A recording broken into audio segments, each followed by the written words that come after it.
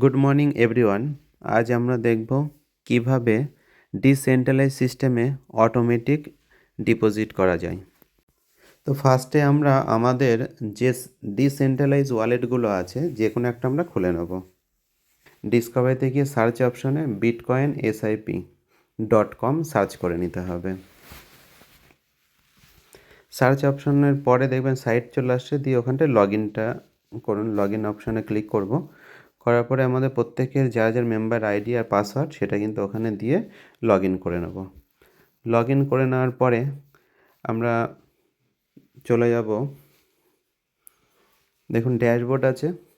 প্রথমে মেনুতে গিয়ে ড্যাশবোর্ড আছে, দিয়ে ওখানটায় স্ক্রল করে দেখুন ফান্ড ওয়ালেট আছে। ফান্ড ওয়ালেটে গিয়ে রিকোয়েস্ট ফান্ডটা আমাদের সিলেক্ট করতে হবে।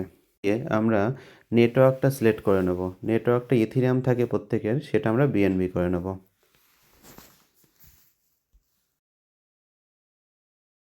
নেওয়ার পরে আমরা কত ডলার ডিপোজিট করবো সেই অ্যামাউন্টটা এখানে বসাবো, আর পেমেন্ট মোডটা আমরা সিলেক্ট করে নেবো। যদি আমরা ডিসেন্ট্রালাইজ সিস্টেমে করি তাহলে ডিই, আর যদি সেন্ট্রালাইজ সিস্টেমে করি তাহলে সিই, মানে একটা অটোমেটিক একটা ম্যানুয়াল। তো আমরা এখানে অটোমেটিক করব, তার জন্য ওটা দেওয়ার পর এবার কি করব, এনেবল ইউএসডিটিটা আমরা ক্লিক করব, দিয়ে ওয়ালেটটা কানেক্ট করে নেব।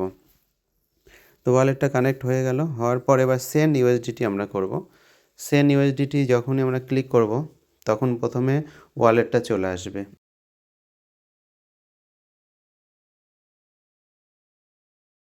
যখন এই যে ওয়ালেটটা যখন চলে আসলো, এবার ওটা আমরা অ্যাপ্রুভ করে দিলাম। অ্যাপ্রুভ করে দেওয়ার পরে দেখুন এখানটায় ট্রানজ্যাকশান সেন্ড দেখাচ্ছে, প্লাস এই যে পেমেন্ট সাকসেস। তো আমরা ওকে করে দিয়ে বেরিয়ে যাব।